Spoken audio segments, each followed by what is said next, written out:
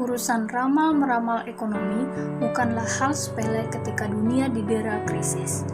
Proyeksi ekonomi dari lembaga internasional, ekonom, bahkan lembaga negara sekalipun menjadi berita yang banyak dibaca. Semakin penuh ketidakpastian, semakin ramalan ekonomi dinanti. Kali ini, ramalan yang paling dinanti pasar di tengah tekanan pandemi virus corona adalah proyeksi ekonomi global dari International Monetary Fund atau IMF. Selasa, 14 April 2020, IMF akhirnya merilis World Economic Outlook atau WEO Chapter 1 seri April 2020. Satu frasa yang mengemuka dalam laporan ini adalah The Great Lockdown. Bagaimana tidak menyedot mata pembaca? Frasa ini dijadikan judul simpulan soal WEO di laman situs resmi IMF.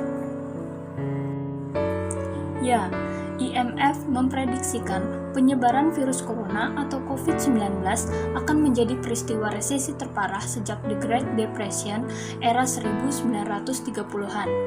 Hampir seluruh sektor ekonomi di dunia lumpuh total. Negara-negara memberlakukan lockdown. Maskapai hingga industri manufaktur mengurangi operasional.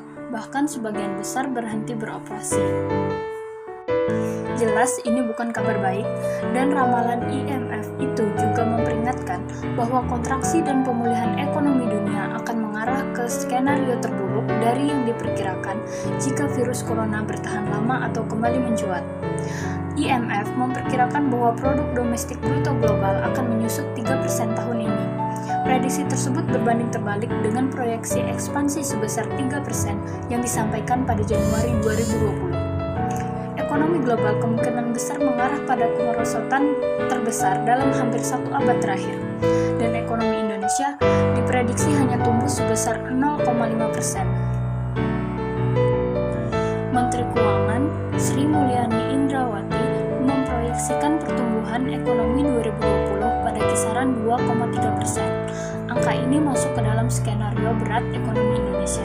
Sementara itu, skenario terberat yang mungkin terjadi terhadap ekonomi tanah air adalah pertumbuhan negatif 0,4%.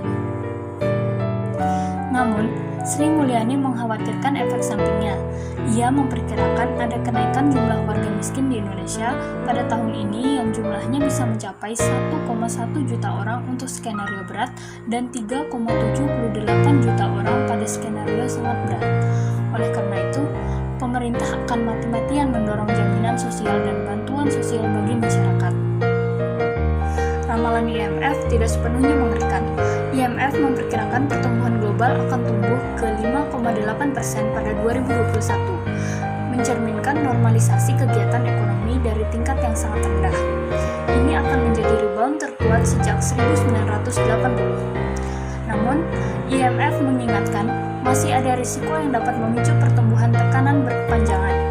Kondisinya sangat bergantung pada berapa lama pandemi berlangsung, pengaruhnya terhadap aktivitas, serta tekanan di pasar keuangan dan komoditas.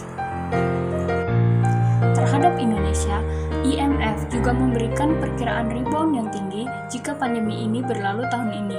Pertumbuhan ekonomi Indonesia bisa melesat hingga 8,2% pada 2021 dengan perkiraan defisit transaksi berjalan hanya 2,7%. Perkiraan rebound hingga 8,2% ini jauh dari perkiraan pemerintah. Sri Mulyani memproyeksikan pertumbuhan ekonomi Indonesia pada 2021 berada pada kisaran 4,5 sampai 5,5% dan inflasi 2 sampai 4%. Ia memastikan angka-angka proyeksi tersebut akan masuk ke dalam kerangka ekonomi makro dan pokok-pokok kebijakan fiskal 2021 yang akan disampaikan kepada Dewan Perwakilan Rakyat. Namun, melihat ramalan Badan Nasional Penanggulangan Bencana atau BNPB bahwa puncak pandemi jatuh pada akhir Juni atau awal Juli 2020 dengan jumlah pasien hingga 100.000 orang, rasanya pertumbuhan ekonomi tidak sampai minus saja sudah cukup. Pasalnya, tujuan mulia saat ini adalah kesembuhan total bagi masyarakat yang terkena pandemi dan zero kasus di kemudian hari. Di dalam krisis The Great Lockdown ini, tidak ada satu pihak pun yang harus larut dalam proyeksi-proyeksi. Bahkan, panik melihat angka-angka pun tidak akan mengurangi sakit yang mendera. Memang, hanya Tuhan yang tahu kapan badai COVID-19 ini berlalu, tapi manusia masih bisa berusaha menyudahinya. Semua pihak harus bangkit, bahu-membahu, dan berupaya menjaga diri dan lingkungan dengan berdiam di rumah, serta mematuhi aturan social distancing selama masa pandemi ini belum berakhir.